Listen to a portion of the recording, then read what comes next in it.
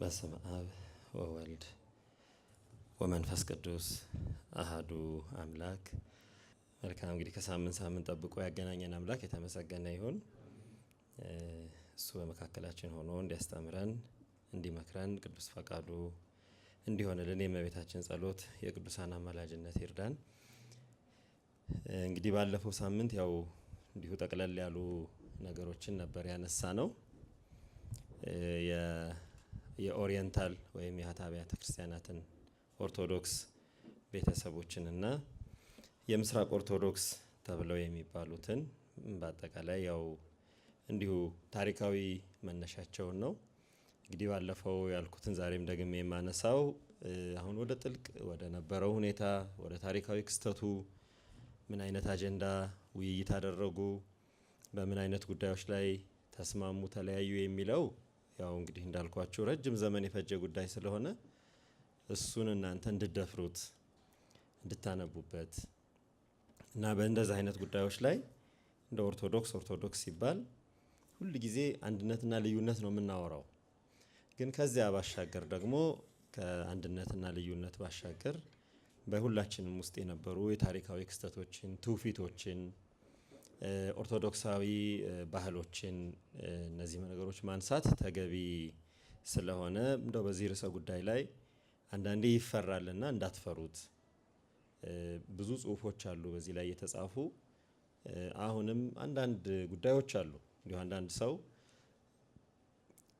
እንደ ታሪካዊ ክስተቶቹን እንደ መሰረታዊ የሆኑ የቤተክርስቲያን ልዩነቶች ብቻ በማንሳት መቀራረቦች እንዳይኖሩ ውይይቶች፣ የጋራ ጉዳዮችን በጋራ የመፍታት ምክንያቱም ሁል ጊዜ ቢሆን የጋራ ጉዳይ አለ። ሰው ተለያይቶም ቢሆን የጋራ የሚያደርገው መቼም በአኗኗር ውስጥ የጋራ ጉዳዮች አሉና እነዚያ ጉዳዮች ላይ መቀራረብ እንዳይኖር የሚደረጉ ነገሮች ከየትኛው አቅጣጫ እንደሆኑም ለይተን እንድናውቅ ነው። እንግዲህ ይቅርታ አድርጉልኝ፣ ይሄኛው ብሎ ስላይድ ለማስተማሪያ ለክፍልም ውስጥ የተዘጋጀ ስለሆነ እንግሊዝኛም አማርኛም ተቀላቅሎበታል። እንዲሁ ዝም ብላችሁ እንድታዩት ነው። ይሄ ባለፈው ያነሳነው ነው። ኦሪየንታል ስንል ሀታ አብያተ ክርስቲያናት ስንል ሌላ መጠሪያዎቻችን ይሄ ቄልቄዶናውያን የሆኑና ቄልቄዶናውያን ያልሆኑ የሚለውን መጠሪያዎች የሚያሳዩ ክስተቶች ናቸው።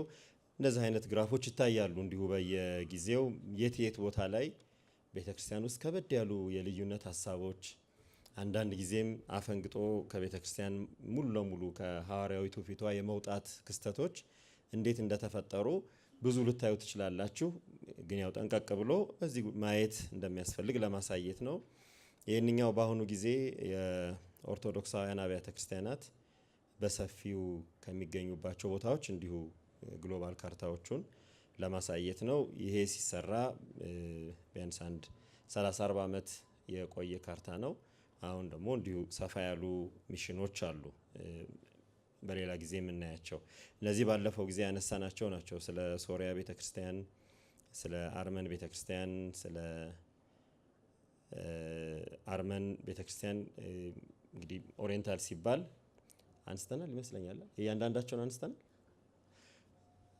ሶሪያ ስንል የሲሪያን ኦርቶዶክስ ቸርች ኦፍ አንቲዮክ ወይም የሶሪያ አንጾኪያ ቤተክርስቲያን ስንል ክርስቲያኖች ለመጀመሪያ ጊዜ ክርስቲያን የተባሉባት ሀገር፣ በቅዱስ ጴጥሮስ የተመሰረተች መንበር፣ በጣም ብዙ የምናውቃቸው አሁን በቤተክርስቲያን ታሪክ ውስጥ በጣም ትላልቅ ቅዱሳን ዮሐንስ አፈወርቅ፣ ኤፍሬም ሶሪያዊ፣ ያዕቆብ ዘስሩግ፣ ያዕቆብ ዘንጽቢን፣ ጎርጎሪዮስ ነባቤ መለኮት፣ ጎርጎሪዮስ ዘእንዚናዙ፣ ጎርጎሪዮስ ቴዎሎጂያን እና ጎርጎሪዮስ ዘኑሲስ፣ ባስልዮስ ዘቂሳሪያ እነዚህ ሁሉ በታላቁ ሶሪያ የሶሪያ አባቶች የሚባሉት ናቸውና በጣም ትልቅ ቤተክርስቲያን። በእኛ በተለይ ከኢትዮጵያ ኦርቶዶክስ ጋር ብዙ ጊዜ የምናስበው ከግብጽ ጋር ያለንን ግንኙነት ነው። ግን ከሶሪያም ጋር በጣም ጥልቅ ግንኙነት አለን። በምንኩስና፣ በቅዳሴ፣ በስርዓት አምልኮ፣ በስርዓተ ማህሌት በእነዚህ ጉዳዮች ሰፊ ግንኙነቶች አሉ። በጣም ጥንት የሆኑ ማለት አንዳንዴ እንደውም በጣም ስናጠብቅ ፍሬምናጦስ ራሱ ሶሪያዊ ነው። በአባ ፍሬምናጦስ ወይም የመጀመሪያው ኢትዮጵያ ጳጳስ በትውልድ ሶሪያዊ በዜግነት ግሪካዊ ነው የምንለው። ግሪኩ የግሪክ ዘመን ስለሆነ ዜግነቱ ግሪክ ነው፣ ግን ትውልዱ ሶሪያዊ ነው። ትልቋ ሶሪያ ስትባል ማለት ነው። ያው በትናንሽ ስንቆርጦ አሁን ሊባኖስ ምናምን ሲባል አሁን ተከፋፍለው ያሉት እንዳሉ ሆነው ማለት ነው። ትውፊቱ የሶሪያ ትውፊት የሚባል ነው። አንዳንዴ ቅዱስ ፓትርያርኩ ስለ ሶሪያ ሲናገሩ የአራማይክ ቋንቋ ለሁለት ቋንቋዎች ምንጭ ሆኗል። ለሂብሩ አራማይክ እና ሲሪያክ አራማይክ የሚባሉ አሉና የክርስቶስ የተናገረበት ቋንቋ ሲሪያክ አራማይክ ነው ተብሎ ይታመናል። ጌታችን ያስተማረበት ቋንቋ እና የክርስቶስን ቋንቋ የሚናገሩ ህዝቦች ይባላል። አሁን አለመስራት፣ አለመተዋወቅ፣ አንዳንድ ጉዳዮች ላይ ያሉ ነገሮች ታላቋ ሶሪያ የመጀመሪያው እንግዲህ ክርስቲያን የተባሉባት አንጾኪያ ቤተክርስቲያን አሁን በጣም ከባድ ችግር ካለባቸው የኦሪየንታል አብያተ ክርስቲያናት ውስጥ አንዷ ናት። በጣም ብዙ ስደት ካለባቸው ማለት ነው። በቁጥርም ደረጃ በየጊዜው እየቀነሱ አሁን ከ1.5 ሚሊዮን በታች ያለ ቁጥር ያላት ቤተክርስቲያን የሶሪያ ቤተክርስቲያን ናት። ትንሹ የሚባለው ማለት ነው። ትልቋ ቤተክርስቲያን አሁን በእኛ ዘመን በህዝብ ቁጥርም ትንሿ ነች እና እነዚህን ያው በየርዕሳቸው የምታገኙት አርሜኒያ ሲባል አርሜኒያን ኦርቶዶክስ፣ ሁሉም ኦርቶዶክስ የኦሪየንታል ወይም ማህታ አብያተ ክርስቲያናት የምንላቸው በኦርቶዶክስ ትውፊት ውስጥ ብቻ ሳይሆን በመላው እንደው ክርስቲያን በሚባለው ትውፊት ውስጥ ዋና ዋና የምንላቸው ነገሮች የተሰሩባቸው ናቸው። አርሜኒያን ቤተክርስቲያን በአሁኑ ጊዜ ዋናው አርሜኒያ የሬቫን ወይም ኤችሚያድዘን የምትባለው እናት መንበር የምትባለው እሷ ሆና አርመኖች 4 መንበር ውስጥ ነው ያሉት። ሊባኖስ ቂልቅያ መንበር የሚባለው የሲሊሲያ ግሬት ሃውስ ኦፍ ሲሊሲያ የሚባለው የቂልቅያ መንበር አለ። የኢየሩሳሌም ፓትርያርክ አርመናዊ ፓትርያርክ አለ። እንደገና ኢስታንቡል ደግሞ ቱርክ ውስጥ ሌላ ፓትርያርክ አለ። ይሄ በታሪክ ውስጥ የተፈጠሩ ጉዳዮች የፈጠሩት ክስተት ነው። አርሜኒያ ሲባል ግን ቶሎ ብሎ አይምሯችሁ ውስጥ የምትመጣው ቅድስት አርሴማ ናት። የእነዚህ እናቶች የጎርጎሪዮስ ዘአርማንያ ተጋድሎ አርመን በዓለም እንግዲህ እስካሁን ባለው መረጃ ጥንታዊ ክርስትናን የመንግስት ሃይማኖት ያደረገች ሀገር ናት። ከአርሜኒያና ኢትዮጵያ ጋር ደግሞ ብዙ ጊዜ የሚነሱ ሁለት አባቶች አሉ። አንድ አርመናዊ ከተሳቱ ቅዱሳን አንዱ አባ ጉባ የሚባሉት ያጉብ ማለት በአረብኛ ቋንቋ ያዕቆብ ማለት ነው። በአርሜን ቋንቋ ያዕቆብ የሚባሉት አባት እኛ አባ ጉባ እንላቸዋለን። እሳቸው አርሜኒያዊ የቂልቅያ መንበር ከታናሽ ሩሲያ የመጡ አባት ናቸው። በእኛ ደግሞ ኢትዮጵያዊው አቡነ ኤዎስጣቴዎስ ከፋሌ ባህር የሚባሉት እሳቸው ደግሞ በሰንበት ክርክር በ14ኛው ክፍለ ዘመን አርመን ሄደው ያረፉ አባት ናቸው። እንግዲህ ባለፈው ትንሽ ለማሳየት ሞክሬያለሁ በአብያተ ክርስቲያናቱ መካከል ስላለ ግንኙነት። አርመኖች ለክህነት ትልቅ ክብር አላቸው፣ ለአባቶች በጣም ትልቅ ክብር አላቸው። ክርስትናና አርሜኒ ናሽናሊቲ ወይም ብሔራዊነት ብዙ አይለያዩ እና ኒካርኪን ናቸው። አባቶችን ሲያከብሩ የቤተክርስቲያን አሰራራቸው በአብዛኛው ይሄን ቅርጽ ካያችሁ ልክ አሁን የኢትዮጵያ ቤተክርስቲያን በክብ እንደምትታወቀው አርመኖችም በዚህ የቤተክርስቲያን ቅርጽ ይታወቃሉ። የአርሜኒያ ቤተክርስቲያን በአብዛኛው እኛ 4 ኪሎ ያለችውም ይሄን ነው አይደል የምትመስለው? የዚህ አይነት ቅርጾች አሏቸው። ሌላው የኮፕቲክ ቤተክርስቲያን ናት። የቅብጥ ኦርቶዶክስ የግብጽ ኦርቶዶክስን ኦፊሻሊ ሲጠሩ አሌክሳንድሪያን ኦርቶዶክስ ቸርች ኦፍ የአሌክሳንድሪያ ኮፕቲክ ኦርቶዶክስ ቸርች ነው የምንለው። አሌክሳንድሪያን ኮፕቲክ ኦርቶዶክስ ቸርች የኮፕቲክ ኦርቶዶክስ ቤተክርስቲያን በአሌክሳንድሪያ ተብሎ ነው የሚጠራው። ያው እንግዲህ ስለ እስክንድሪያ ብዙ ስለምናውቅ ብዙ አንድ መንበርም ስለሆን ብዙ ማለት አያስፈልግም።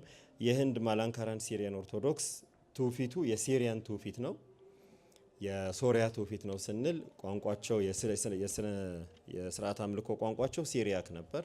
የሚቀድሷቸው ቅዳሴዎችም የሶሪያ ቅዳሴዎች ናቸው። አንድ አይነት ቅዳሴዎች ናቸው። ለረጅም ጊዜም በሶሪያ መንበር ስር የነበሩ አባቶች ናቸው። በመከራ ውስጥ የሚኖሩ እንግዲህ የሀገር እንደ ህንድ ስትቆጥሯቸው ከ1% በታች ናቸው ክርስቲያኖች በሙሉ ማለት ነው። ስለ እነዚህ ቅዱስ ቶማስ ነው ቤተክርስቲያኗን የመሰረታት። ከፋርስ ቤተክርስቲያን ጋር አንድ የነበረች እና በኋላ ከቄልቄዶን በኋላ በያዕቆብ ዘልበረዲን ተማሪዎች ስብከት ስር ሆና ለረጅም ጊዜ በመቆየቷ የኦሪየንታል አብያተ ክርስቲያናት አካል ሆናለች።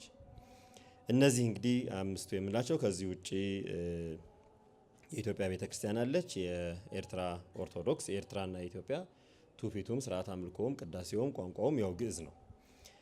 ያንን ያው መሰረት አድርገን እንዲሁ ዝም ብሎ ለማሳየት ያህል ነው። በእነዚህ አብያተ ክርስቲያናት መካከል ስለነበሩም ግንኙነቶች ባለፈው አንስተናል ይመስለኛል። ባለፈው እንደ ማጠቃለያ ከወሰድነው የኦሪየንታል አብያተ ክርስቲያናት አንድነት በ1957 በእኛ አቆጣጠር 65 በፈረንጆች አቆጣጠር የተደረገው የኦሪየንታል ኦርቶዶክስ አብያተ ክርስቲያናት ፓትርያርኮች ውይይት ነው። አዲስ አበባ የተደረገው ውይይት ነው።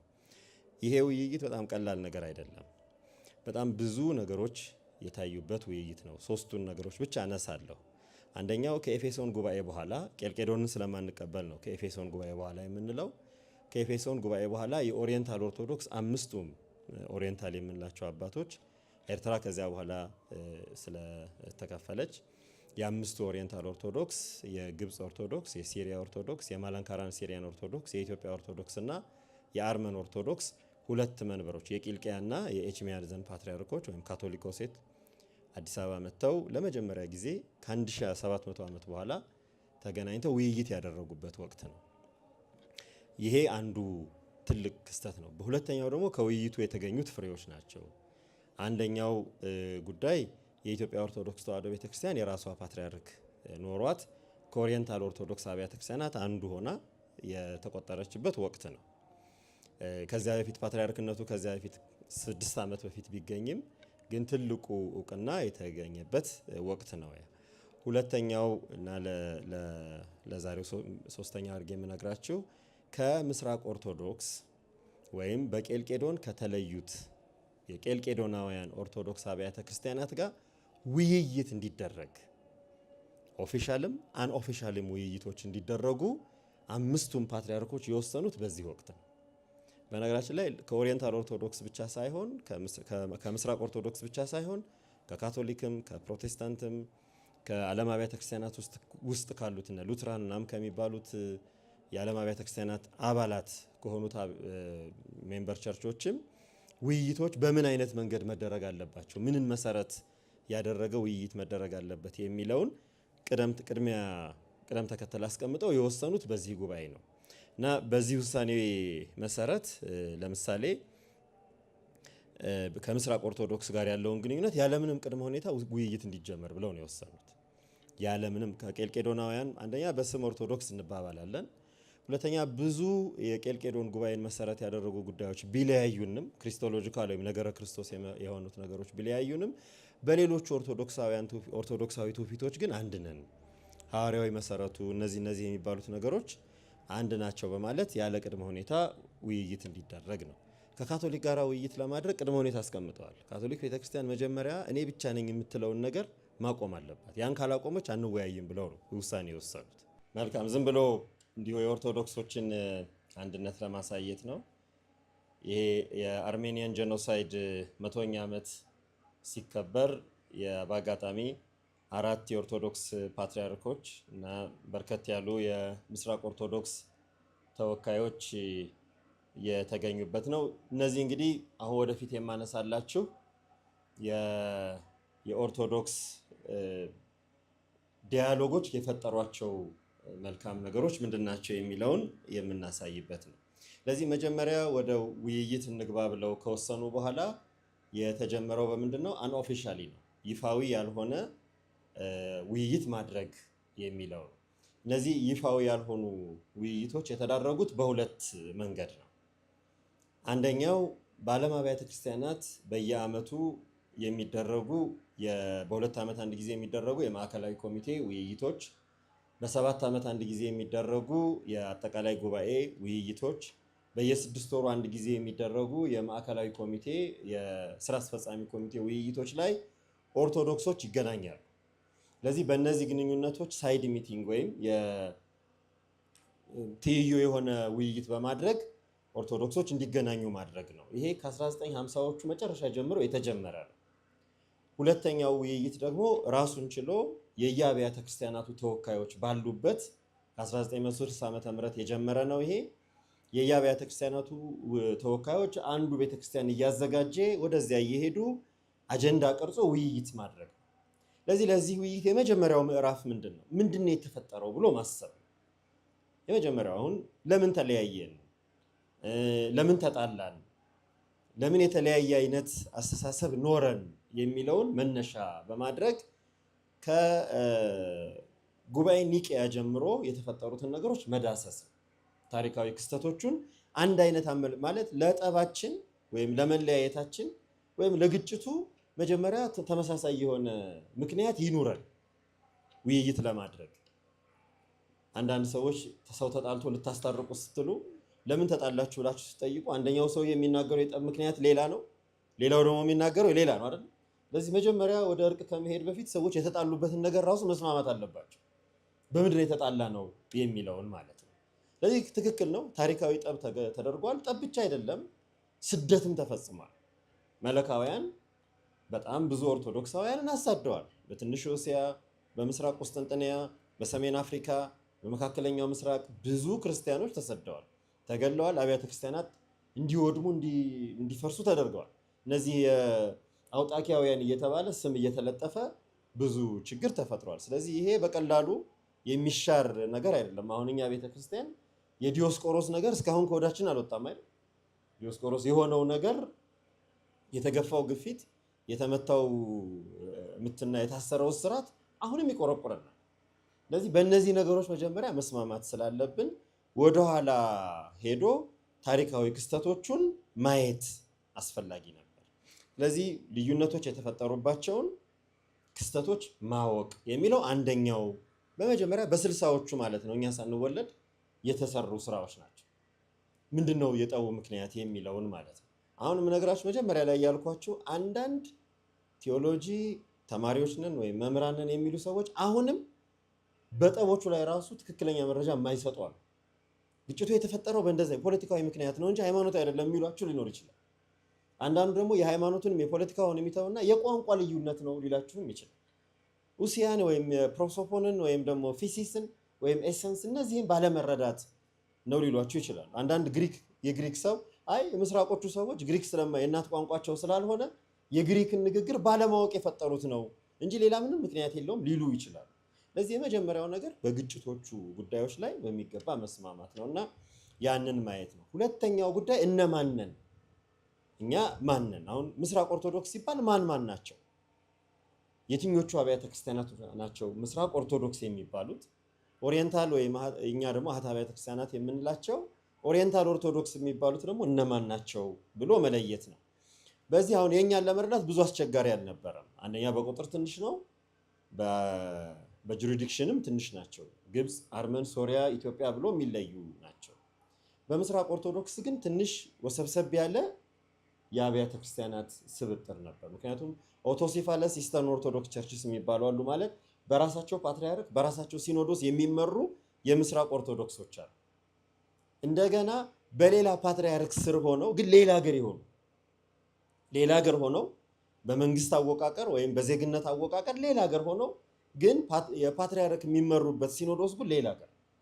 ለምሳሌ አሁን የዩክሬን ኦርቶዶክስ አሁን ዩክሬኒያን ኦርቶዶክስ ቸርች ብለው ገና ተቀባይነት ያላገኘ ቤተክርስቲያን ሲመሰረት ከመመስረቱ በፊት እና አሁንም ዩክሬናውያን ሆነው ፓትሪያርካችን የራሽያ ኦርቶዶክስ ሞስኮ ፓትሪያርክ ነው ብለው የሚያምኑ አሉ። አሁን በጣም በብዙ ሚሊዮን ምዕመናን፣ ካህናት፣ ጳጳሳት ማለት ነው ዩክሬናዊ ናቸው በመንግስት ደረጃ ግን መንበረ ፓትሪያርካቸው ሞስኮ ፓትሪያርክ። እንደዚህ አይነት ነገሮች ስላሉ ያንን መረዳት ያስፈልግ ነበር።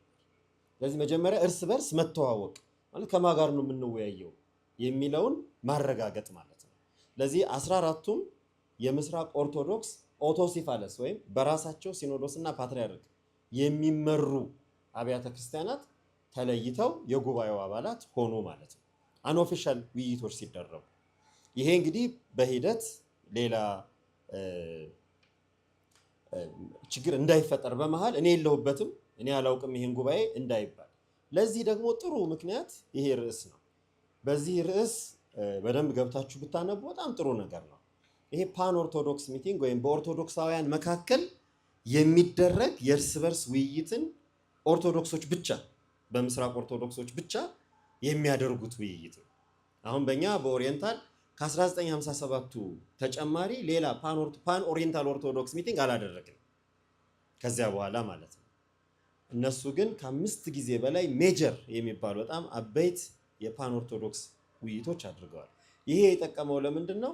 ምስራቅ ኦርቶዶክስ የሚባሉትን አብያተ ክርስቲያናት መለየት ተችሏል። ለውይይቱ ለአንኦፊሻሉ ገና ኦፊሻሉ ሳይጀመር ማለት ነው፣ ይፋዊ ያልሆነው ውይይት ሳይጀመር። ከዚያ ቀጥሎ ሁለተኛው አብይ ጉዳይ የምንወያይባቸው ነገሮችን መለየት፣ አጀንዳ መለየት ማለት ነው። ስለዚህ አጀንዳዎቹ በጣም በቀላል በሆነ መንገድ ነው የተለዩት። አንደኛ ልዩነት የፈጠሩት አጀንዳዎች ምንድን ናቸው? አንደኛ ዶክትሪን፣ የዶግማ ጉዳይ አለ። አሁን ይሄን እንግዲህ ቀደም ሲል እንዳልኳችሁ እንድትበረታቱ ነው፣ በደንብ እንድታነቡበት። የዶግማ ጉዳዮች ምንድን ናቸው ለይተን ማየት አለብን። ይሄ ክሪስቶሎጂካል የሆኑ የተወሰኑ ጉዳዮች አሉ፣ ከነገረ ክርስቶስ ጋር የተገናኙ። ክሪስቶሎጂ ደግሞ የሚገናኝባቸው ማለት ክሪስቶሎጂ ከምስጢረ ሥላሴ ጋር ይገናኛል። ክሪስቶሎጂ ከኤክሌሲዮሎጂ ጋር ወይም ከነገረ ቤተክርስቲያን ጋር ይገናኛል። ክሪስቶሎጂ ከነገረ ድህነት ጋር ይገናኛል። ክሪስቶሎጂ ከማሪዮሎጂ ጋር ወይም ከነገረ ማርያም ጋር ይገናኛል። ስለዚህ ከነዚህ ጋር ትስስርነት ወይም ትይይዝ ያላቸውን የዶግማ ጉዳዮች ወይም የዶክትሪን ጉዳዮች ዶክትሪን ኦፍ ፌዝ ማለት ነው፣ የእምነት ዶግማዎች ላይ ተለይቶ ማውጣት በምን ጉዳዮች። ስለዚህ መጀመሪያ ልዩነቱ ላይ መወያየት እንድንችል ማለት ነው። አሁን የምናባብለው ነገር የለም። እስኪ ቆይ አንድ በሚያደርገን ነገር መጀመሪያ እንመቻች ምናምን የሚባል ነገር የለም። በቀጥታ ልዩነቱ ላይ መጀመር፣ አንደኛ ቅድሚያ የሚሰጠው ፕራዮሪቲ አጀንዳ እንዲሆን ማድረግ ማለት ነው። ሁለተኛው የውይይት አጀንዳ ሪሴፕሽን ኦፍ ካውንስልስ ማለት የትኞቹን ጉባኤዎች ነው የምንቀበለው? ምክንያቱም አንዳንድ ጊዜ ለምሳሌ ዲዮስቆሮስን ያወገዙበትን ጉባኤ ልንቀበል አንችልም፣ ሎካል ቢሆንም፣ ወይም ደግሞ እኛን በተሳሳተ መረጃ የተሳሳተ ስም የሰጡባቸውን ጉባኤዎች እኛ ልንቀበል አንችልም፣ ሎካል የሆኑትን ጉባኤዎች ማለት ነው፣ ወይም አድያማዊ የሆኑትን ጉባኤዎች። እንደገና ዓለም አቀፍ ጉባኤቶቹም ላይ ስምምነት፣ አሁን እኛ ቄልቄዶንን ተቀበሉ ብንባል የተለያየንበትን ጉባኤ ልንቀበለው አንችል። እንደገና እነሱ ከኛ ከተለይተው ከወጡ በኋላ የሰሯቸውን ዓለም አቀፍ ጉባኤያት የሚሏቸውን ጉባኤዎች እንደ ዓለም አቀፍ እኛ የሌለንባቸውን እንደ ዓለም አቀፍ ጉባኤ ልንቀበል አንችል። ለዚህ ይሄ የውይይት አጀንዳ ሆነ ማለት ነው። መቀበል አለብን የለብን የሚለው ላይ መወያየትና አቋም መያዝ ስላለበት። ሶስተኛው ጉዳይ የአስተዳደራዊ ወይም ሃይራርኪ፣ የዚህ ማዕርጋት የሚባል ማንኛው ቤተክርስቲያን አብሮ ከየትኛው ቀድሞ ተገኘ፣ ማንኛው በየትኛው አብሮ ሲቀመጡ ማን ቀድሞ ይናገራል፣ ማን ይሰበሰባል፣ እንደዚህ የሚባሉ አስተዳደራዊ ጉዳዮች አሉ። እቺ ነገር ትንሽ ልንገራችሁ። ለምሳሌ የመጀመሪያዎቹ ኒቂያ ጉባኤ ሲደረግ አራቱ መናብርት ተብለው የተሰየሙትና እኛም ፍትሐ መንፈሳዊ ላይ አንቀጽ 54 ላይ ምናምን የተቀመጡት የምታዩቸው ሮም፣ አሌክሳንድሪያ፣ አንጾኪያ፣ ኢየሩሳሌም መንበሮች ይባል ነበር በሮማን ኪንግደም ውስጥ ማለት ነው። ከዚያ በኋላ ቁስጥንጥንያ ጉባኤ ላይ 381 ላይ ሲመጣ ሌላ መንበር ተፈጥሯል። ማለት ቆስጠንጢኖስ ሮም የነበረችውን መናገሻውን ትቶ አዲሲቷ ሮም ቁስጥንጥንያን መስርቷል። ወዲያው ታላቁ ቆስጠንጢኖስ ማለት ነው። የቄሳርን ስርዓት አፍርሶ የሃይማኖት ነፃነት አውጆ አዲስ መዋቅር፣ አዲስ የፖለቲካ አስተሳሰብ ስለፈጠረ ካፒታሉን የመንግስት መናኸሪያ ሮምን ትቶ ዋናዋን ቀድሞ የነ ጁሊየስ ሲዛር ጀምሮ የነበረችውን ትልቋን ሮም እስከሱ ዘመን የነበረችውን ማለት ነው ትቶ ቁስጥንጥንያ ሌላ መንበር መስርቷል። በዚያም ምክንያት በቆስጠንጢኖስ ምክንያት ነው ቁስጥንጥንያም የተባለችው። ለዚህ ቁስጥንጥንያ ትልቅ መንበር ሆናለች። ስለዚህ በሮምና በአሌክሳንድሪያ መካከል ሁለተኛ መንበር ሆና መጣች። ስለዚህ አራት መንበር የሚለውን ለመጠቀም ኤፌሶን ኢየሩሳሌምን የክብር መንበር አድርገው ሮም፣ ቁስጥንጥንያ፣ አሌክሳንድሪያ እና ማን ሆነ አልተነሱም አላየሁም። መምሬ ነው እንኳን ደህና ይመጡ። ስለዚህ ቁስጥንጥንያ መሀል ስለገባች አዲስ መንበር ስለመጣች የአስተዳደር አስተሳሰቡን የቤተ ክርስቲያን አመራር አስተሳሰቡን ለወጠው። ከዚያ ኤፌሶን ጉባኤ ላይ መከራከሪያ ሆነ፣ ጭራሽ ሌላ የጠብ ምክንያት ሆነ። እንዴት አዲሷ መንበር ቁስጥንጥንያ ከጥንታዊቷ መንበር አሌክሳንድሪያ ቀድማ መጣች? ስለዚህ አሌክሳንድሪያ ሶስተኛ መሆን የለባትም የሚል ጉዳዮች ነው። ስለዚህ ይሄ ጉዳይም አንዱ አጀንዳ ሆነ ማለት ነው። አስተዳደራዊ ጉዳዮች የሃይራርኪ ወይም የመናብርት ጉዳይ በሮማን ኪንግደም ውስጥ አንዱ ጉዳይ ሆነ። ከዚያ ሌላው አራተኛ ጉዳይ ረጅም ዘመን ተለያይተን ቆይተናል። ብዙ ችግሮች አሳልፈናል። አንዱ አንዱን አሳዷል። በዚያ ላይ ስንረጋገም፣ ስንበሻሸቅ፣ ስንወነጃጀል ረጅም ዘመን አሳልፈናል። ቅዳሴዎቻችን ሲፈተሹ የኛ ቅዳሴ የምስራቅ ኦርቶዶክስን አባቶች ያወግዛል። ያ አውግዞ ነው ራሱ የሚጀምረው አንዳንዱ ቅዳሴ ማለት ነው። የኛ ጸሎቶች ውስጥ ሊዮ ይወገዛል፣ ፍላቪያኖስ ይወገዛል። በጣም ብዙ የምስራቅ ኦርቶዶክስ አባቶች ውግዘት አለ። የነሱ ቅዳሴም ውስጥ ዲዮስቆሮስ ይወገዛል። ሌሎች የኦሪየንታል ሳዊሮስ አንጾኪያ፣ ያዕቆብ ዘልበረዲ እነዚህ ይወገዛል ቅዳሴያቸው ውስጥ ማለት ነው። ስለዚህ ምን ተፈጥሯል ማለት ነው? ስነ ጽሁፋችን ውስጥ የሥርዓት አምልኮ መዛግብቶቻችን ውስጥ ችግሮች እነዚህ ነገሮች ተካተዋል። ስለዚህ አሁን ችግር እንፍታ ብለን ውይይት ብናደርግም ስንፈታ ይህንንም ማሰብ አለብን። ህዝቡ ውስጥ ሰርጿል። ቅኔ መምህራን ውስጥ ቅኔ ተቀኝተውበታል። የዜማ መምህራኑ ዜማ ደርሰውበታል። ስለዚህ ምንድነው መሆን ያለበት ብሎ ይሄም የውይይት አጀንዳ ሆነ። እነዚህ ነገሮች የተቀረጹት አንኦፊሻል ቅድም ያልኳችሁ ይፋው ያልሆነ ውይይት ሲደረግ። ስለዚህ አሁን የምታስቡት ይቻላል ሰዎች ቁጭ ብለው እንወያይ ካሉ ብዙ ነገር ነው የሚለያያቸውን ነገር አጀንዳ አድርገው መወያየት ይችላሉ። ከዚያ በኋላ ይሄንን ሴት ካደረጉ በኋላ ለመተዋወቅ ያህል አንኦፊሻል ውይይቱ ላይ ነው። ብዙ ደግሞ እኮ ሳንተዋወቅ ግን አንድ አይነት ሁኔታዎች የነበሩን ነገሮች ነበሩ። እነዚህም ፖይንትስ ኦፍ ዩኒቲ ብለው የጋራ ጉዳዮች አሉ። ከተወሰኑት ውስጥ ለምሳሌ እስከ ቄልቄዶን ያሉትን 3ቱን ጉባኤዎች እኩል እንቀበላለን። ኒቂያን የማያከብር የለም። አይታችኋል። አሁን 1700ኛ ዓመቱ ሲከበር ኒቂያ ላይ የሮም ፖፕ ሁሉ ሳይቀር ተገኝተው ነው ያከበሩት። ቁስጥንጥንያን የማያከብር የለም፣ ኤፌሶንን የማያከብር። ስለዚህ ሶስቱን በመቀበል አንድ ነን። አንድ የጋራ የሚያደርግ ነገር ተገኘ። ከዚያ ውጪ ቅዱሳት መጽሐፍ ቅዱስን በመቀበል ምንም ሳንሸራርፍ ቅዱሳት መጽሐፍ ተብለው ከኒቂያ ጉባኤ ጀምሮ እስከ ቅዱስ አትናቴዎስ የትንሣኤ መልእክት ድረስ ያሉትን ፕሮቶካኖኒካል የቅዱሳት መጽሐፍት ዝርዝሮች፣ ከዚያ በኋላ እስከ 375 ድረስ ደግሞ እንደገና የመጡትን ዲዩትሮ ካኖኒካል ከቀኖና በኋላ የተገኙ መዛግብትን እነዚህን እንቀበላለን። ስለዚህ በመጽሐፍ ቅዱስም ተመሳሳይ መረጃዎች አሉን። ከዚያ ትራዲሽን የቤተ ክርስቲያን ሐዋርያዊ ትውፊት የሚባለውን ነገር ያለምንም መሸራረፍ እንቀበላለን። የተጻፈውን ብቻ ሳይሆን በትውፊት የመጣውን ቀኖና፣ ለምሳሌ የኢየሩሳሌም ቀኖና ልንል እንችላለን። የቅርጣግና ወይም የሎዶቅያ ቀኖናዎች ሊባሉ ይችላል። ወይም የአንካራና የሂፖ ቀኖናት ሊባሉ ይችላሉ። በቤተ ክርስቲያን ትውፊት ውስጥ የመጡ ዋና ዋና ጉዳዮችንም እንቀበላለን። ይሄም የሚለያየን ጉዳይ አይደለም። ከዚያ ቀጥሎ ቅዱሳንን ማክበር፣ ክብረ ቅዱሳንና እመቤታችንን ማክበር የሁላችንም አንድ አይነት ትውፊት ነው። እንዴት አድርገን እናክብር? እነማን ናቸው ቅዱሳን? ሊለያይ ይችላል። እኛ ቅዱሳን የምንላቸው እነሱ ላያውቋቸው ይችላሉ። አልተናበብንማ፣ ስንክሳር አልተለዋወጥንም፣ ዜና ሐዋርያት፣ ገድለ ሐዋርያት አልተለዋወጥንም፣ ገድለ ሰማዕታት፣ ገድለ ቅዱሳን አልተለዋወጥንም፣ ስለተጣላን ማለት ነው። ግን ክብረ ቅዱሳን በሚባለው ነገር እንስማማለን። ይሄም ሌላ ትልቅ ጉዳይ ነው። ቅዱሳንን ስናከብር ቅዱሳን በእግዚአብሔር ፊት የከበሩ ናቸው፣ ሞገስ ያላቸው አማላጆች ናቸው። በፊትሽ ሞገስ አግኝቷል እንደተባለ አማላጆች ናቸው። ቅዱሳን ዘላለማዊ ርስትን የወረሱ ናቸው። እነዚህ የሚሉ መሰረታዊ የሆኑ ቅዱሳንን የምናከብር ክብረ ቅዱሳን ስንል የምንጠቀማቸውን ዶግማዎች አብረን እንጋራቸዋለን። ያ ብቻ ሳይሆን ከቄልቄዶን በፊት የነበሩ ቅዱሳንን እኩል እናከብራቸዋለን። አትናቴዎስን፣ ዮሐንስ አፈወርቅን፣ ቄርሎስን፣ አግናጤዎስን ወይም ፖሊካርፕን ወይም ቆጵሪያኖስን እነዚህን በሙሉ እንቀበላቸዋለን። ስንክሳሮቻችን ውስጥ አሉ። ስለዚህ ይሄንንም በማድረግ አንለያይ። 7ቱን ምስጢራት በመቀበል ኩለን አንድ አይነት ነው። ምንም ሳይሸራረፍ ከክርስቶሎጂ ጋር የሚገናኙት ነገሮች ካልሆኑ በስተቀር 7ቱን ምስጢራት እኩል እንፈጽማለን። ከዚያ ቀጥሎ ሰማዕትነትን እናከብራለን። እንደዚህ የሚሉ ቀኖናዎችን ተለዋወጡ።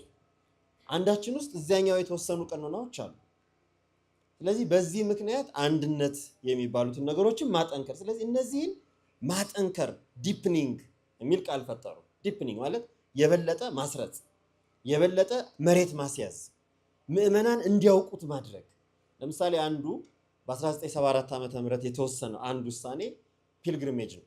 ቅዱሳት መካናትን መሳለም፣ ሰማዕታት ያረፉባቸውን ቦታዎች፣ የጋራ ታሪኮቻችን የተፈጸሙባቸውን ቦታዎች ማክበር። ለምሳሌ ኒቂያ አሁን ያለችው በኦሪየንታል ኦርቶዶክስ ስር አይደለችም።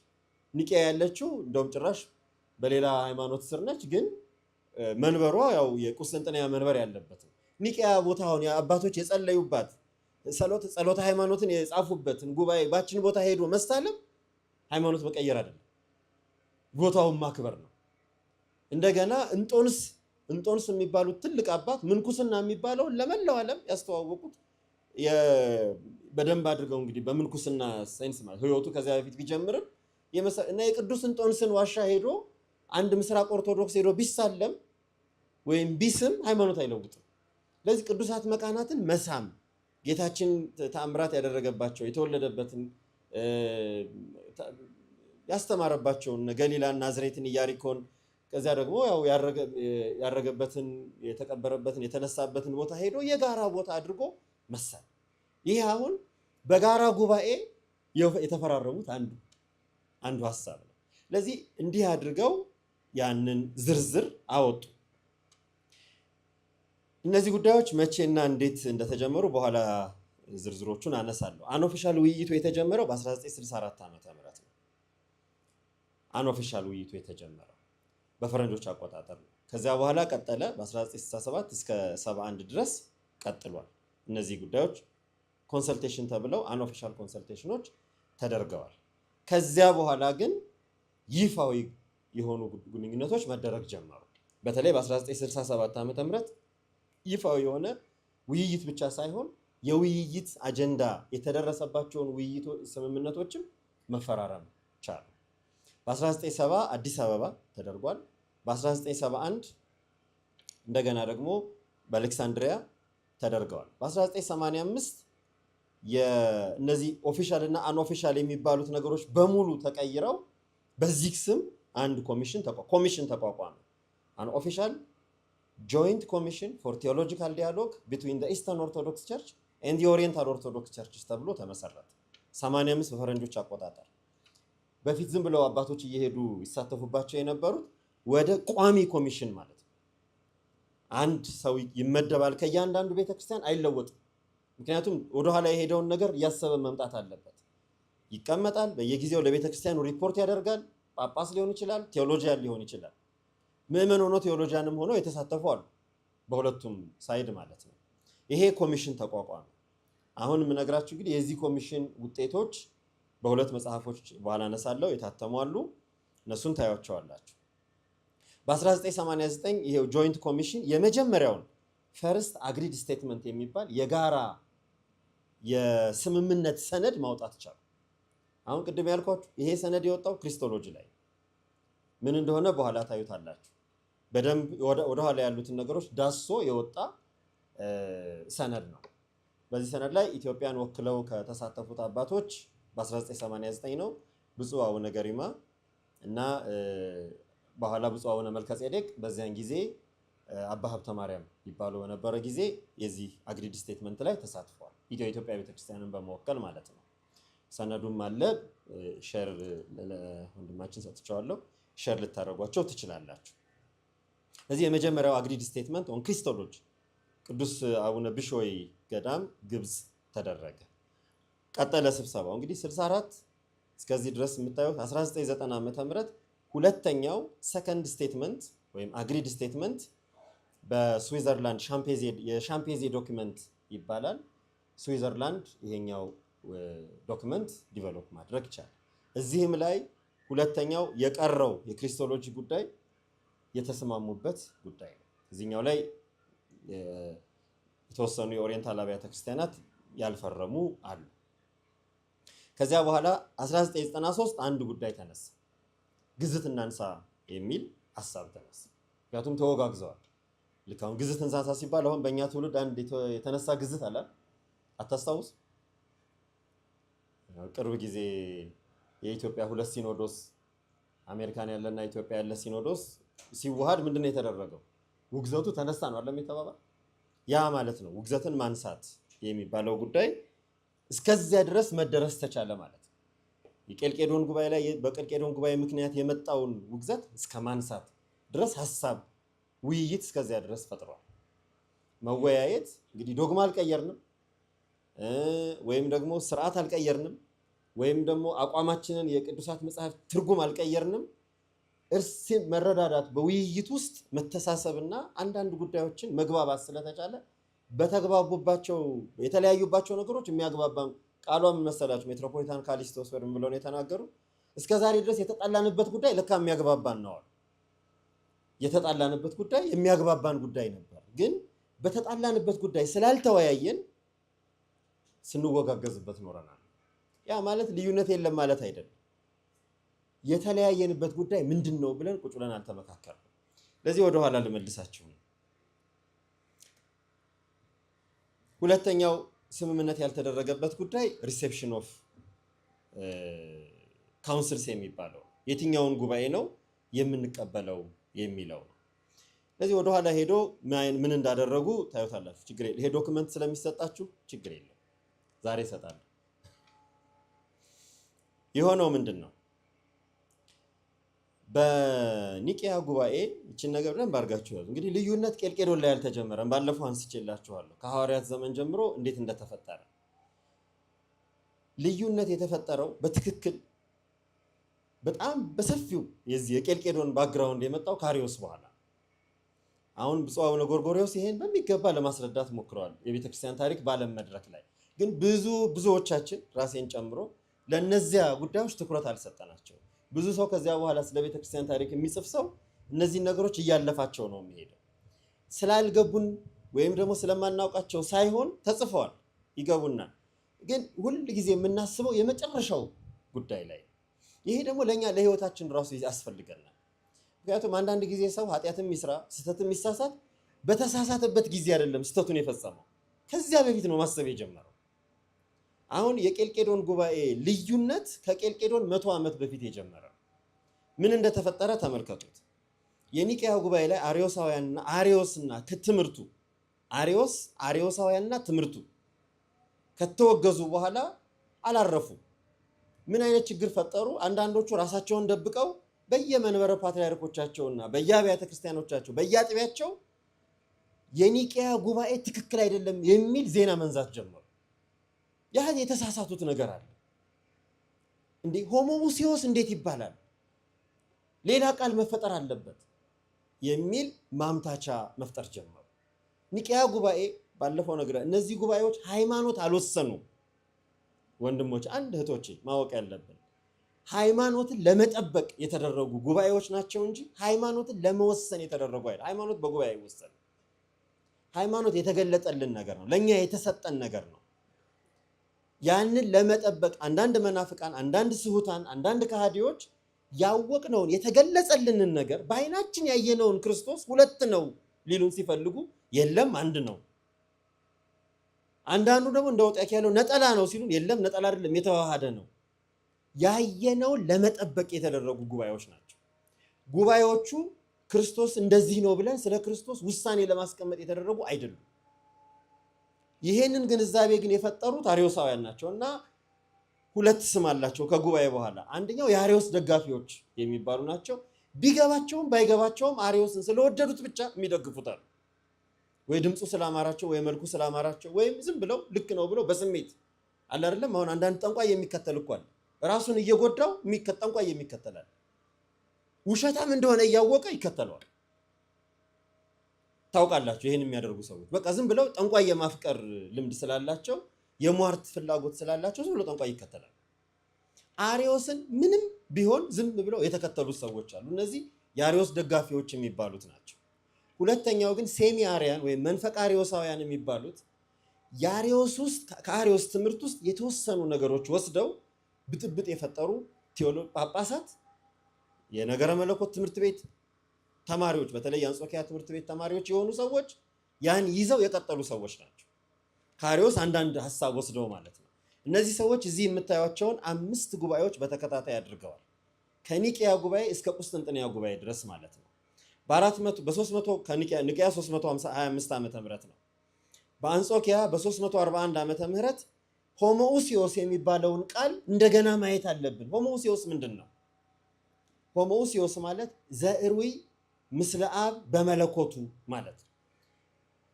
ልክ ጸሎተ ሃይማኖት ከአባቱ ጋር ፍጹም አንድ የሆነ ብለን የምንደግመው ቃል ማለት ነው። ሆሞኡሲዮስ ቱፓትሪ ከአባቱ ጋር አንድ ነው።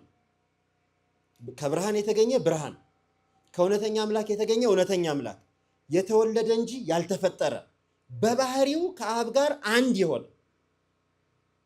የሆነ እቺን ሆሞሲዮስ ማለት በባህሪው ከአባቱ ጋር አንድ የሆነ ማለት ነው። እንዴት ከአብ ጋር አንድ ይሆናል? የአርዮስን ስተት በሌላ ቋንቋ ለማምጣት ነው። ስለዚህ ምን የሚል ነገር አመጡ?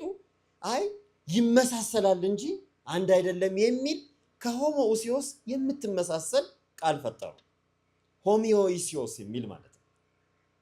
ይችኛዋ ቃል ሐሳቧ ምንድነው? ይመሳሰላል፣ ተመሳሳይ ነው እንጂ አንድ አይደለም። ከአብ ጋር አንድ መሆን አይችልም። ይሄን በ341 ወሰነ። አሁን ዳርዳርቻውን ተመልከቱት። የመክፈል ሐሳብ ማለት ነው። ከዛ ቀጠሉ፣ አላቆሙም። እስከ 360 የቁስጥንጥንያ የራሳቸው እነዚህን ጉባኤዎች አንቀበላቸው እስከ 360 ድረስ ተከታታይ ውይይቶች አድርገዋል። the same being the same essence with the father ዘሩይ ምስለ አብ በመለኮቱ የሚለውን ቃል መሸርሸር ማለት ነው። ይሄ የኒቅያ ውሳኔ ነው። ከብርሃን የተገኘ ብርሃን ነው። ከእውነተኛ አምላክ የተገኘ እውነተኛ አምላክ ነው። የተወለደ እንጂ ያልተፈጠረ ነው። በባህሪው በሁለንተናው ከአብ ጋር አንድ ነው። አብ የነበረበት ወልድ ያልነበረበት ዘመን የለም። የአርዮስን ቃል ለመሻር ማለት ነው። አብ አባት በመሆን ወልድን አይቀድመውም አይደል የሚለው ቅዳሴ። አብ አባት በመሆን ወልድን አይቀድመውም። እቺ የኒቅያ ጉባኤ ውሳኔ ነች። ትምህርቱን ነው። አንድ ነው ስንል ምን ማለታቸው? በቅድምና አይቀዳደሙም፣ በጥንተ ህላዌ አይቀዳደሙም። አብ የኖረበት ወልድ ያልኖረበት ዘመን የለም። በሁሉም ዘመን አብረው ነበሩ። ለዘመኑ ጥንት የለውም፣ ዘመን አይቆጠርለትም። በዚህ ዘመን ጀመረም አይባልም። ሁሉንም አብ፣ ወልድ፣ መንፈስ ቅዱስ ይሄንን መሸርሸር ጀመሩ የአርዮስ ደጋፊዎች ማለት ነው። በዚህ የሚከተሉ ሰዎችንም ያው የተወሰኑ የታወቁት ሰዎች አሉ። በተለይ የአንካራው ባስሌዮስ፣ የሎዶቅያው ጎርጎሪዮስ በጣም የታወቁ ናቸው። ታች የምታዩት መቅዶኒዮስ ማሴዶን ጳጳስ ነው። ባለፈው እንደነገርኳችሁ መንፈቀ አርዮሳዊ ነው። ከዚህ ግሩፕ ውስጥ ነው፣ ግን ጳጳስ ነው። ስለዚህ የአርዮስን ሐሳብ ለወልድ የሰጠውን ሐሳብ ወደ መንፈስ ቅዱስ አሻግሮ ብጥብጥ ፈጠረ። በሱ ምክንያት ሁለተኛው ጉባኤ ቆስጠንጢኖስ መጣ። ይሄ ጉባኤ በደንብ ስለተረዳ መንፈቀ አርዮሳውያንን በደንብ ስለተረዳ እነዚህ ሶስት አባቶች የቆጶዶቅያ አባቶች የሚባሉት ጎርጎሪዮስ፣ ባስሊዮስ እና ጎርጎሪዮስ ሁለቱንም ለመምታት ማለት መንፈቀ አርዮሳውያንንም መቅዶኒዮስንም የሁለቱንም ጥያቄ ለመመለስ ሲሉ የኒቅያ ጉባኤ ውሳኔን እንዳለ ወስደው በመንፈስ ቅዱስም እናምናለን የምትለውን የጸሎተ ሃይማኖታችን ላይ ያለችውን ስለ መንፈስ ቅዱስ ያለችውን አስቀመጡ። ለዚህ በሁለት ነገር ነው ቁስጥንጥንያ ላይ የተደረገው። አንደኛ የኒቅያ ጉባኤን ዲፌንድ አደረጉ፣ ጠበቁ። የኒቅያን ውሳኔ በደንብ አድርገው አረጋገጡ። ከዚያ ቀጥሎ ያንን ሐሳብ በደንብ እንዲቃወም የምስጢረ ሥላሴን ትምህርት በሚጠብቅ መንገድ ውሳኔ ያስቀመጡ። ግን ጉዳዩ በዚህ አላቆመም። ጥያቄው ግን ቀጥሏል። አሁንም በየቦታው እየተሰበሰቡ አንዳንድ ሐሳቦችን ማምጣትን አላቆሙም። ስለዚህ ነው ንስጥሮስ የቁስጥንጥንያም የኒቅያም ውሳኔዎችን አንድ ላይ አበላሽቶ በወልደ እግዚአብሔር ላይ ጭራሽ መከፈልን ፈጥሮ በደንብ አሻሽሎ ማለት ነው። የአርዮስንም የመቅዶኒዮስንም በደንብ አሻሽሎ በፓትርያርክ ደረጃ አሳድጎ ማዕረጉን ማለት ነው ከፍ አድርጎ በጣም ፊሎሶፊካል ያደረገ መስሎ ግን በጣም ግልጽ የሆነ ማለት ነው። እንደነ አርዮስና እንደ መቅዶኒዮስ ብዙም የተጨረበረ አይደለም። የንስጥሮስ ግልጽ የሆነ ክደት ነው። እመቤታችን በወለደችው ላይ የእግዚአብሔር ልጅ አደረ። ለዚህ ተዋህዶ የሚባል የለም፣ አንድነት የሚባል ነገር የለም። እመቤታችንን ወላዲት አምላክ ማለት አንችልም። ዝም ብላችሁ ሂደቱን ስታዩት የዚያ ሂደት ነው። አሁን እየተሻሻለ መልክ እየቀየረ የመጣው ስተቱ ነው። ያ ስተት ነው ወደ ቄልቄዶን ብዙ ተደጋፊዎችን አንድ ላይ ሰብስቦ በቃል ይነግሩናል። ይሄን የቄርሎስን እኮ ሐሳብ እንቀበላለን። አሁን የቅዱስ ቄርሎስ ውሳኔ ኤፌሶን ጉባኤ ላይ ንስጥሮስ በተወገዘበት ጊዜ ሁሉንም ወደኋላ የነበሩትንም ሁሉ መልስ የሰጠ ለንስጥሮስም መልስ የሰጠ ወደፊት ለሚመጣው በቃ የምናዜመውን ዜማ የምንቀድሰውን ቅዳሴ ነው ጽፎልን ያስቀመጠልን ቅዱስ ቄርሎስ። አሃዱ ህላዌሁ ለቃለ እግዚአብሔር ስግው ሰው የሆነ አምላክ ክርስቶስ አንድ ባህሪ ነው። በቃ ይሄን አስቀምጡ። ከዚህ በኋላ እንግዲህ ቄልቄዶን ያደረገው ምንድነው? ይሄን በተለየ መንገድ ለመረዳት መሞከር ነው። ልክ አርዮስን በተለየ መንገድ ይዘው እንደመጡ መቅዶኒዎስን በተለየ መንገድ ይዞ እንደመጣው ንስጥሮስ እዚህም ላይ ያንን ውሳኔ በተለየ መንገድ ፈልገው ለክርክር አቀረቡ። ለዚህ የመጀመሪያው ጉዳይ ይህን መለየት ነው። ጉባኤዎቹ ላይ አንዱ ጥያቄ በኦሪየንታል አብያተ ክርስቲያናት የቀረበው ጥያቄ ቅዱስ ቄርሎስን ትቀበላላችሁ ወይ? እንቀበላለን። የቅዱስ ቄርሎስን የሃይማኖት ውሳኔ ትቀበላላችሁ ወይ? የትምህርት ውሳኔው እንቀበላለን። ስለዚህ አንድ ባህሪ የሚለው እንቀበላለን የሚለው ሐሳብ ከዚያ መጣ ማለት። ስለዚህ ግን አንድ ባህሪ ስንል ምንድን ነው? በምን መንገድ ነው ይሄን የምንቀበለው? ስለዚህ ባህሪ የሚለውን እንዴት ነው የምንተረጉመው? አሁን በተለይ የግዕዟ ህላዌ በጣም በቃ ፈተና የሆነ ቃል፣ ምክንያቱም ሁሉንም የሚጠቀልል ነው። አካልንም፣ ባህሪንም፣ ህላዌንም ሁሉንም ጠቅልሎ በደንብ አድርጎ የሚያስቀምጥ ቃል አስቸጋሪ የሆነ ነው። አንድ ካቶሊካዊ አባ አየለ ተክለ ሃይማኖት የሚባል ሰው ስለዚህ ቃል ሲናገር ኢትዮጵያውያን በጣም አስቸጋሪ ቃል አላቸው ህላዌ የሚባል ብሎ ጽፏል። ሁሉንም ነገር በዚያ ጠቅልሎ ማስረዳት የሚችል ቃል ማለት ነው። ኤግዚስተንስ፣ ህላዌ ኤግዚስተንስ ነው፣ መኖርን ነው የሚመለከተው። የባህሪንም መኖር የአካልንም መኖር ገልጾ የሚያስቀምጥ ማለት ነው። ስለዚህ እነዚህ በዚህ ጥልቀት ማየት ተቻለ። ሁለተኛው አሁን እዚህ ምርምር ውስጥ ሳይወጣ ቄርሎስን ተቀብለናል ካልን በኋላ ደግሞ ቀጥሎ የእነሱ ጥያቄ ምንድን ነበር? አውጣኬን አንድ ባህሪ የሚል አውጣኬ ነው። ከአውጣኬ በምንድን ነው የምትለዩት? እንግዲህ ሳያውቁት ቀርተው አይደለም። ሳያውቁት አለመቅረታቸው ሌሎች ሰነዶች አሉ፣ በኋላ ማሳያቸው። ግን አሁን እኛን ለማውገዝ እንደ ምክንያት የቆጠሩትና ለማሳደድም እንደ ቃል የተጠቀሙት አውጣኪያውያን አሁንም ይላሉ። ሞኖፊሲስ ማለት ሞኖ የሚለውን ቃል ከተጠቀሙ በሌላ ቋንቋ አውጣኪያዊ ማለት ነው። የአውጣኪ አስተሳሰብ እኛ ያወገዝ ነው ገና በዲዮስቆሮስ ጊዜ። ዲዮስቆሮስ ነው ራሱ ነጠላ አውጣኪ የሚለው ነጠላ ባህሪ ነው። አንድ ባህሪ ሳይሆን ነጠላ ባህሪ።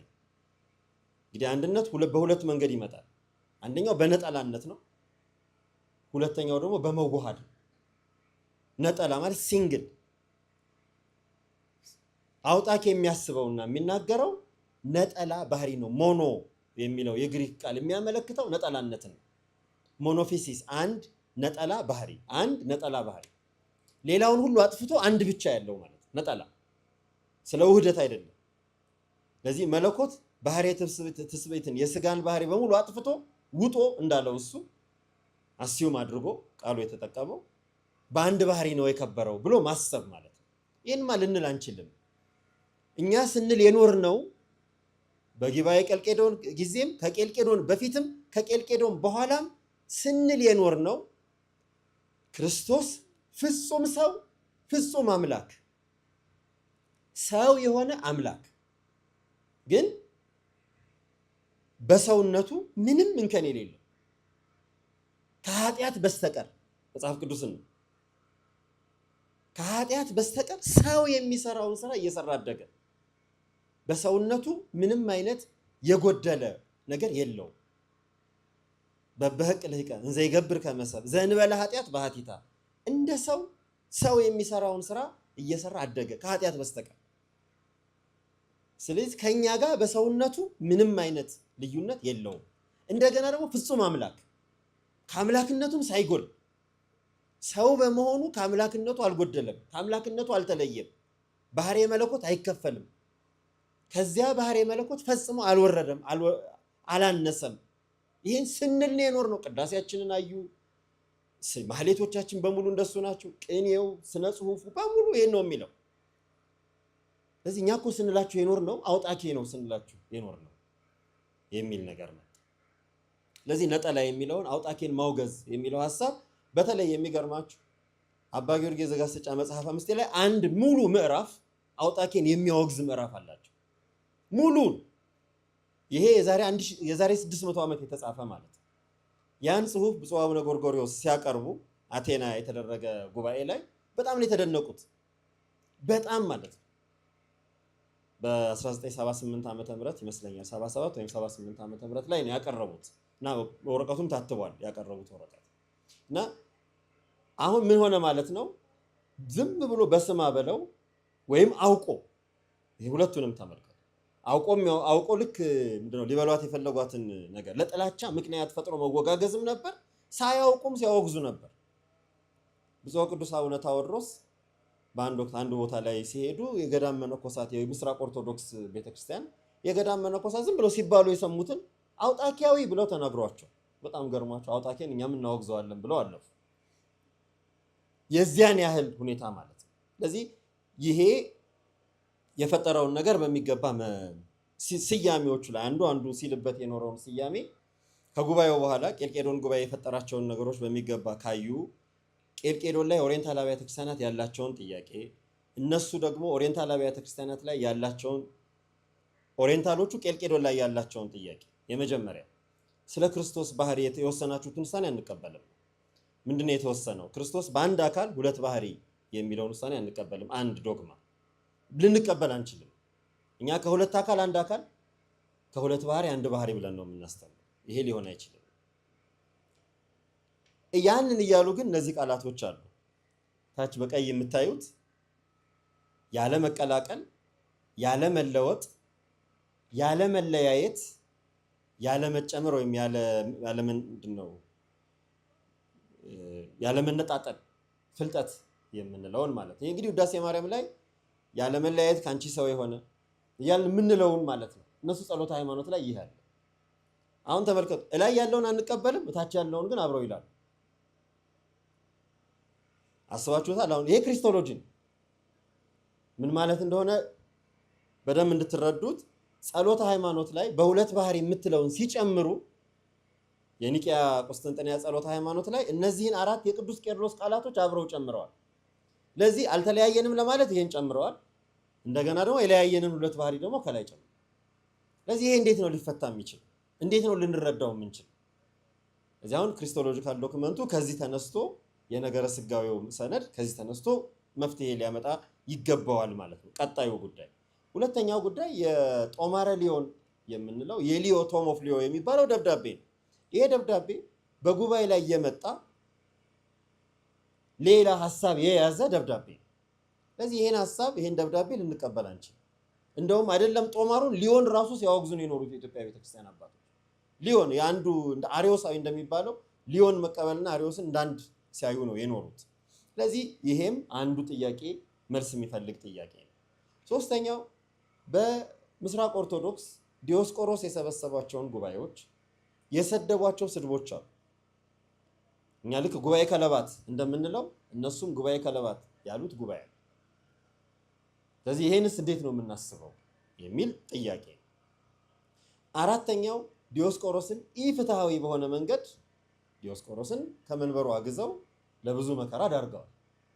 እንደ ወንጀለኛ ቆጥረው ብዙ ስቃይ አድርሰዋል።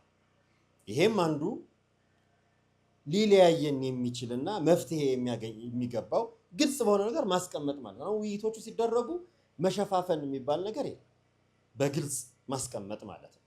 አምስተኛው ከቀደም ሲል የነገርኳችሁ መንበርን የሚመለከት ይሄኛው መንበር ይቀድማል፣ ይሄኛው መንበር ይከተላል። እነዚህ አሁን እኛ አራት መንበር ስንል አሁን በምስራቅ ኦርቶዶክስ አምስት መንበር ነው የሚሉት፣ አምስት መንበሮች ነው የሚሉት። እኛ ፓትሪያርኪ ስንል እነሱ ፔናርኪ ነው የሚሉት። እነዚህ አይነት ጉዳዮች ልዩነት የፈጠሩ ማለት ነው። የመጨረሻው የምንቀበላቸው ጉባኤዎችን ከማንቀበላቸው ጉባኤዎች መለየት። ሶስቱን እንቀበላለን፣ ከሶስቱ ውጭ ያሉትን አንቀበልም። አሁን ቀላል እንዳይመስላችሁ ፓትሪያርክ ሲሾም ጳጳሳት ሲሾሙ አንዳንድ ትምህርት ቤት ላይ አሁን የሰዋስወ ብርሃንም ቅድስት ሥላሴ መሐላ ይፈጸማል አይደል? እጃቸውን አንስተ መሐላ ላይ እነዚህ ቃላቶች አሉ። ሶስቱን ጉባኤ ብቻ ነው የምንቀበለው። ይሄ ሆን ተብሎ ይገባል። ከዚያ በኋላ ያሉት ሃይማኖት የለወጡ ጉባኤዎችን አንቀበልም የሚለው። ቀጥሎ የተፈጠረው ነገር እንደ ዳሰሳ የታየው ሄኖቲኮን ባለፈው አጠር አድርጌ አንስቼላችኋለሁ። ሄኖቲኮን የሚለው ቃል የግሪክ ቃል ነው። ሄኖቲኮን ማለት የአንድነት ሰነድ ማለት ነው። ይሄ ሰነድ በጣም አስፈላጊ ሰነድ ነው በውይይቱ ውስጥ ማለት ነው። ለምን? በዚህ ሰነድ ውስጥ የኛ ሐሳብ በወቅቱ 451 ዓመተ ምህረት ልዩነት ተፈጥሮ 482 ላይ ስንት ዓመት በኋላ ማለት ነው? 31 ዓመት በኋላ ማለት ነው አይደል? ከ31 ዓመት በኋላ ዜኖ የሚባል የሮም ንጉስ ሁለቱን ለማቀራረብ ምክንያቱም ችግር ተፈጠረበት። በሱ በመንግስቱ ላይ ክፍፍል ተፈጠረ፣ ስደት ተፈጠረ። አንዳንድ ግብጽ ቤተክርስቲያን፣ ሶሪያ ቤተክርስቲያን አመፅ ተፈጠረ። ይሄ ሁሉ በሮም ግዛት ስር ነው። ለዚህ ምን አመጣ? ጉባኤው ላይ ያሉ መሰረታዊ ነገሮችን ይዞ ለማስታረቅ ሄኖቲኮን አዘጋጀ። ሄኖቲኮን ለሌላም ነገር ይጠቅማቸዋል። ምን ማለት መሰላችሁ? ሰው ሲጣላ የሁለቱንም ሰዎች ሐሳብ ትሰማላችሁ። በግሪኮች ባህል ማለት ሁለቱን ሐሳብ ትሰሙና ለሁለቱም ማቀራረቢያ ይሆናል ብላችሁ ያሰባችሁትን ነገር የስምምነት ሰነድ ይዘጋጃል። ከዚያ ያኔ ስምምነት ሰነድ ለሁለቱም በግልጽ ይሰጣል። እዚህ ላይ የማትስማሟቸውና የምትስማሟቸውን ለዩልን ይባላል እና አስታራቂ ሽማግሌ ሄኖቲኮን ከሌለው ሄኖቲኮን የሌለው ሽማግሌ አያስታርቅም ይባላል። ሄኖቲኮን ማስታረቅ ሐሳቦችን አንድ ላይ ማድረግ። በጣም ሰዎች ተጣሉ ብላችሁ ያላችሁ ሰዎች እስኪ ሐሳባችሁን የተጣላችሁበትን ግለጹ ስትሏቸው ላያመጡ ይችላሉ። ስለዚህ የተጣሉት እንደው ዝም ብሎ መልኩ አላማረኝም አይነት ነገር ይሆናል እንጂ የሚያጣላ ሐሳብ ላይኖራቸው ይችላል። ለዚያ ብሎ ነው ዜኖ ሄኖቲኮን አዘጋጅቶ አቀረበ። በእርግጥ ሄኖቲኮኑ በሁሉም በወቅቱ ተቀባይነት በኦርቶዶክሳውያኑ ተቀባይነት ቢያገኝም በሮም በላቲን ቤተክርስቲያን ግን ተቀባይነት ስላገኘ ሳይሳካ ቀረ። ሄኖቲኮኑ ግን አንድ ነገር ነገረ። ምክንያቱም ያ አንዱን መናፍቅ ምናምን ብሎ የለየበት ጉዳይ ሳይሆን የኦሪየንታል አብያተ ክርስቲያናት ቅድመ ቄልቄዶን ያለውን እምነት ለመጠበቅ የከፈሉት መስዋዕትነት መሆኑን አስቀመጠ። የሄኖቲኮኑ ሐሳብ ይሄ። አብዛኛው ሄኖቲኮኑ ላይ ዜኖ ያስቀመጣቸው ነገሮች የኦሪየንታል አብያተ ክርስቲያናት ቅድመ ቄልቄዶን ያለው የኒቅያን የቁስጥንጥንያንና የኤፌሶንን ውሳኔ ለመጠበቅ ያደረጉት ሐሳብ መሆኑን በሚገባ አስቀምጧል። ለዚህ ለኛ በጣም ትልቅ ጉዳይ ነበር። በውይይቱ ላይ ለሚነሱ ነገሮች እንዲህ አላላችሁም ነበርኩ እንዲህ ነበርኩ ሲባል ማሳያ ሆነ ማለት ነው። የሆነ ሆኖ የቴዎሎጂካል ውይይቶቹ በክሪስቶሎጂ በኤክሌሲዮሎጂ እና ጁሪዲክሽንና መወያየቱ እንዲቀጥል በሚሉ ሐሳቦች ላይ መቀጠል ቻሉ። ምን ለውጦች መጡ የሚለውን ልናገርና በዚሁ አጠቃልላለሁ። ውይይቱ ምን አመጣ? በጣም የታወቁት ነገሮች አንዳችን እንድናውቅ ምን ላይ እንደሆነ ልዩነታችን እንድንረዳ እና ለብዙ ሰው ኦርቶዶክስ የሚለው ቃል ደግሞ አንድ እየመሰለው ልዩነት የሌለ ለሚመስለው ልዩነት ያለው ምን ላይ እንደሆነ እንዲያውቅ ትልቅ እድል ፈጠረ። ሁለተኛ ፓስቶራል ሊሆን በቤተክርስቲያን ሐዋርያዊ አገልግሎት ውስጥ አንዱ ለአንዱ መሰናክል ሆኖ የቆየበትን ጊዜ ሙሉ ለሙሉ አስቆም። አሁን አንዱን በሐዋርያዊ አገልግሎት መሰናክል አይሆንም። መተባበር ሲቻልም እንደውም መተጋገዝ ለኢትዮጵያ ኦርቶዶክስ ተዋሕዶ ቤተክርስቲያን ለምታደርገው ሐዋርያዊ አገልግሎት የግሪክ ቤተክርስቲያን ብዙ እገዛ ባለፈው እንዳልኳችሁ ለምሳሌ አቡነ ጎርጎርዮስን ጨምሮ በጣም ብዙ አባቶች ግሪክ ሄደው እንዲማሩ እድል ፈጠረ። አስባችሁ ስንወጋገዝ ከኖርን ቤተክርስቲያን ጋር ሄደው ተምረው እዚህ ሀገር መጥተው ጳጳስ ሆነዋል። ምን ተፈጠረ ማለት ነው? አንዳንድ ጉዳዮች ላይ ከዚህ አልፎ መተባበር፣ የትምህርት ትብብር ለመምጣት ምክንያት ሆነ። ማህበራዊ አገልግሎቶች ላይ ህፃናት ማሳደጊያዎች፣ የአረጋውያን መጦሪያዎች አንዱ ቦታ ላይ ለሚቋቋሙት እነዚያኞቹ ማገዝ ቻሉ። ገዳማት ትብብር ላይ በተለይ ቅድስት ሀገር ኢየሩሳሌም በሚኖሩ አንዳንድ ትብብሮች ላይ ሰፊ የሆኑ አንድነቶች መፈጠር፣ ትስስሮች መፈጠር ቻሉ። እንቅፋቶቹ ግልጽ በመሆን መንገድ ተቀመጡ። እነዚህ እንቅፋቶቹ ናቸው። ቀደም ሲል ያነሳናቸው ስለሆኑ ብዙ የሚደገሙ አይደሉም። ሌላው የመጨረሻው ትልቁ በእነዚህ ሂደቶች ውስጥ ሁለት ትላልቅ አባቶች ኦርቶዶክስ ኦሪየንታል አባቶች ሁለቱም ህንዶች አስገራሚ ስራ ሰርተዋል። ፒዲኤፎች ስላሉ አብሬ ሰጣችኋለሁ፣ ማየት ትችላላችሁ። አንደኛው የቅድስት ሥላሴ መንፈሳዊ ኮሌጅ ዲን የነበሩ አስተማሪም የነበሩ ዶክተር ቪሲ ሳሙኤል ይባላሉ። ስማቸው ታች ታገኙትም ትችላላችሁ። እሳቸው አንድ ነገር ሰሩ። ላይ ያለውን በላይ ርዕስ መጽሐፍ ጻፉ። ዘ ካውንስል ኦፍ ካልሴዶን ሪኤግዛምንድ የሚል መጽሐፍ ጻፉ። ቄልቄዶንን እንደገና እንየው እንደማለት ነው። ይሄን መጽሐፍ ጻፉ። ይሄ መጽሐፍ አዲስ ምዕራፍ ከፈተ። አንዳንድ በዶግማ ውስጥ አልተስማማንባቸው የምንላቸው የቃላት ትርጉሞች ራሱ ምን ያህል ኦሪየንታሎች እንደምንረዳቸው ማሳየት የቻሉበት ጽሁፍ ነው። በጣም ብዙ ዝርዝር ያለው በጣም ሙሉ ለሙሉ ዶግማ የሆነ ጽሁፍ ጻፉ። ቀጣዩም ዶክተር ማር ግሪጎሪዮስ የተባሉ እኒህም ህንዳዊ ናቸው። እኒህም አባት ዳዝ ካልሴዶን ዲቫይድ ኦር ዩናይት በሚል ርዕስ ኮራይተር ሆኖ ይሄን መጽሐፍ ጻፉ። እነዚህ ጽሁፎች ምንድነው የፈጠሩት? የበለጠ መተዋወቅ እንድንችል በእኛ ሳይድ ማለት ነው። በእነሱ ሳይድ ብዙ እንደተጻፈ ይነግሩናል። እኔ ፐርሰናሊ ያገኘሁት ከ4 ጽሁፎች በላይ አላገኘሁም። በሌሎች ጉዳዮች ላይ በተለይ ክሪስተን ሻይሮት እነዚህ የመሰሉ ሰዎች ብዙ ጽፈዋል በማቀራረብ ደረጃ። የሆነ ሆኖ በእነዚህ ጉዳዮች ላይ የተጻፉ ብዙ ጽሁፎችም አሉ። ማንበብ መረዳት ለምትፈልጉ በማንኛውም ሰዓት እናንተ ማግኘት ትችላላችሁ። እኛም ያልሆነ ማጋራት እንችላለን። እንግዲህ ጉባኤው ዲያሎጉ ይሄን ይመስላል። እንዲሁ ከብዙ በጥቂቱ ዝርዝር የሆኑትን ነገሮች አንድ መርሃ ግብር ጨምረን እናያለን። እግዚአብሔር ይስጥልኝ።